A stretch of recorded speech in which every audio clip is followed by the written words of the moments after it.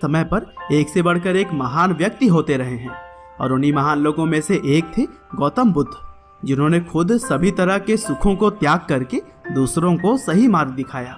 और अगर यह कहें कि अपने महान विचारों के दम पर उन्होंने दुनिया में कई सारे अच्छे परिवर्तन लाए, तो यह भी कोई गलत नहीं होगा।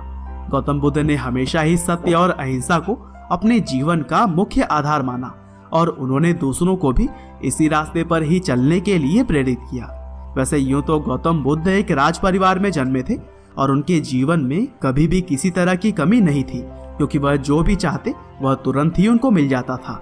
लेकिन इसके बावजूद उन्होंने दिव्य ज्ञान की खोज में इन सभी सामाजिक सुखों को त्याग दिया और फिर अपने महान विचारों को बांटते हुए उन्होंने भगवान का दर्जा प्राप्त किया। तो चलिए दोस्तों, आज की इस वीडियो में हम जानते हैं महात्मा बुद्ध की पूरी कहानी।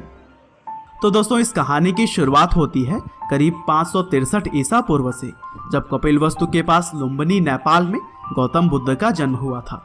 उनके बचपन का नाम सिद्धार्थ गौतम है और वह राजा शुद्धोधन और महारानी महामाया देवी के घर में पैदा हुए थे। दरअसल उस समय की परंपरा थी कि जब भी बच्चों का जन्म करीब होता था तब महिला अपने मायके आ जाती थी। लेकिन जब महारानी अपने मायके कपिलवस्तु आ ही रही थी, तभी रास्ते में ही गौतम बुद्ध के जन्म का समय आ गया और इसीलिए लुम्बिनी नेपाल में एक पेड़ के नीचे ही गौतम बुद्ध पैदा हो गए। हालांकि जन्म के 7 दिन बाद उनके माँ की मृत्यु हो गई थी। लेकिन जब बुद्ध जी को राजा के पास लेकर जाया गया, तब वहाँ पर सभी रीति रिवाजों के साथ बच्चे का नाम सिद्धार्थ रखा गया और इनके नामकरण के दौरान कई नामी साधु संत आए थे, जिनमें से ज्यादातर लोगों ने सिद्धार्थ के बारे में भविष्यवाणी की कि यह महान राजा बनेंगे या फिर एक महान साधु। और फिर माँ की मृत्यु के बाद से सिद्धार्थ का पालन पोषण उनकी मौसी महाप्रजापति गौतम ने की। और दोस्तों, सिद्धार्थ के पिता उनको बचपन से ही एक महान राजा बनाना चाहते थे और इसीलिए उन्होंने सिद्धार्थ को धार्मिक ज्ञान से बचपन में दूर ही रखा। लेकिन सिद्धार्थ बचपन से ही काफी दयालु थे और वह किसी को भी दुख नहीं पहुंचाना चाहते थे, यहाँ तक कि वह खेलते समय जानबूझकर खुद ही हार जाया करते थे। और दोस्तों, जब उनके चचेरे भाई देवदत्त ने एक हंस को अपने बाण से घायल किया था, तब उस हंस की रक्षा भी सिद्धार्थ ने की थी। और शायद यह कहानी आप लोगों में से ज्यादातर लोगों ने तो जरूर ही सुनी होगी। और यही सभी बातें ही तो थी जो कि सिद्धार्थ को बाकी लोगों से अलग बनाती थी। हालांकि जब सिद्धार्थ 16 साल के थे, तब उनकी शादी राजकुमारी यशोधरा से कर दी गई और फिर इसी समय से ही वह लगातार कई सारे धार्मिक सवालों के जवाब ढूंढने लगे।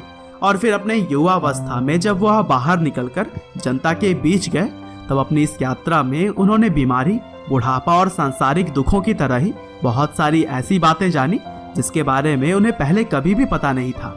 और फिर अपने पिता के विरुद्ध उन्होंने एक रात महल छोड़ने का फैसला ले लिया और फिर बाहर आकर उन्होंने निश्चय किया कि वह दिव्य ज्ञान की प्राप्ति करेंगे।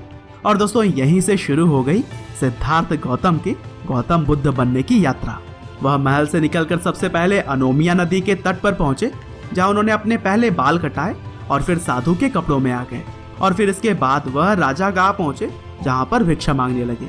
हालांकि भिक्षा मांगने के दौरान ही उस वक्त मगध के राजा बिंबिसार के लोगों ने सिद्धार्थ को पहचान लिया और फिर राजा के दरबार में जब उन्हें लाया गया, तब बिंबिसार ने सिद्धार्थ को रहने के लिए अपने राज्य का कुछ हिस्सा देने की बात कही।